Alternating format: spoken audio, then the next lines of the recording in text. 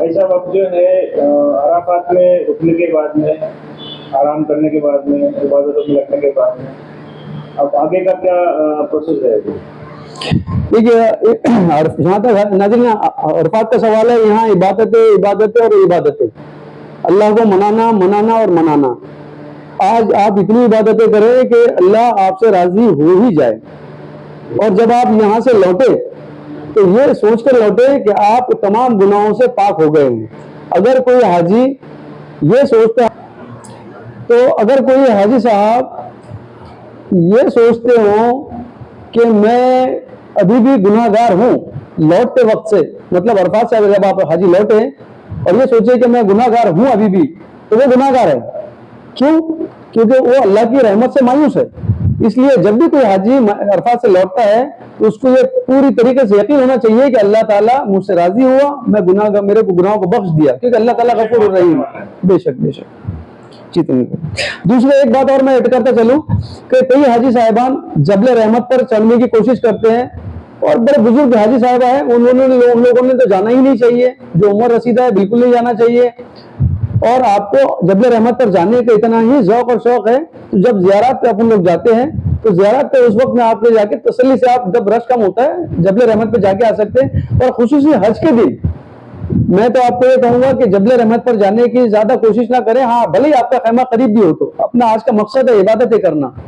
نہ کہ جبل رحمت پر جانے کی ضرورت ہے نہیں ہے، اس کا ایک بڑا ثواب ہے، وہ بات الگ ہے۔ آپ جب جبل رحمت کو دیکھتے ہیں تو آپ کو دعائیں پڑھنی پڑتی ہے، یہ آپ کے دعاؤں کی قبولیت کے وقت ہے، یہ سب باتیں بالکل سب سچ ہے، برحق ہے۔ لیکن آج چونکہ عبادتوں کا دن ہے اور لاکھوں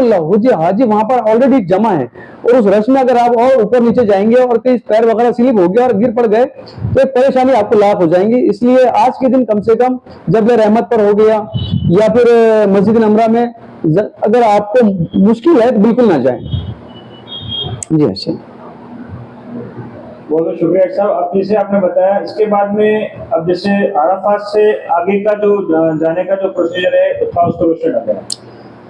ناظرین دیکھیے عرفے کا جیسا آپ وقت جانتے ہیں کہ بعد نماز زوال غروب آفتاب تک یہ وقت چلتا ہے۔ اس سے پہلے یدی کوئی بندہ نکل جاتا ہے اس حدود سے اس کو دم دینا لازم ہوتا ہے، آپ کو پتہ ہی ہے۔ جب وقت مغرب ہو جاتا ہے تب آپ لوگ کو مومنٹ کے لیے کارکن جو ہوتے ہیں وہ آپ کو سوچنا دے دیتے ہیں کہ اب ہماری عرفات کی مومنٹ مزدلفہ کی مومنٹ شروع ہو رہی ہے، تو جو جس طرح کے ڈائریکشنز وہ دے اسی طریقے سے وہ ان کو فالو کرے۔ جو حاجی صاحبان ٹرین سے آئے تھے ان کو ٹرین سے لے جایا جائے گا، جو حاجی صاحبان بس سے آئے تھے وہ لوگ بس سے ہی جائیں گے، اور کچھ حاجی صاحبان جو تندرست ہیں اور جو مزدلفہ قریب 7-8 کلومیٹر کی دوری ہے اور لاکھوں لوگ پیدل چلتے رہتے ہیں، اگر کچھ حاجی صاحبان کا یہ بڑا ذوق رہتا ہے کہ میں پیدل حج کروں، اور اگر وہ جاتے ہیں تو رش کا دھیان رکھتے ہوئے، ساتھیوں کا دھیان رکھتے ہوئے، بالکل ایک دوسرے کا ساتھ نہ چھوٹے، اس بات کا احتیاط کرتے ہوئے جائیں، تندرست ہو اگر تو اچھی بات ہے۔ لاکھوں نیکیاں بھی آپ کو ملیں گی ہر قدم پر، اور آپ کو سکون بھی بڑا ملے گا، اس میں دو رائے نہیں ہے۔ لیکن میں تو یہ کہوں گا جو گورنمنٹ آفیشلز آپ کو ڈائریکشنز دیں اسی کو فالو کریں۔ نماز کے وقت میں سبھی حاجی صاحبان جیسے جیسے ڈائریکشنز آتی جائے اس حساب سے فالو کریں۔ ضروری نہیں ہے کہ غروب آفتاب کے وقت ہی سبھی کو نکال دیا جائے، جیسے جیسے بسیں آگے بڑھتی جاتی ہے، جیسے جیسے ٹرین کے قافلے آگے بڑھتے جاتے ہیں، اس طرح سے آپ کو مومنٹ دیا جاتا ہے۔ حاجی صاحب کا کہنے کا مطلب یہ ہے کہ آپ دوسروں کے دیکھے دیکھے آپ کو نہیں چل رہا ہے،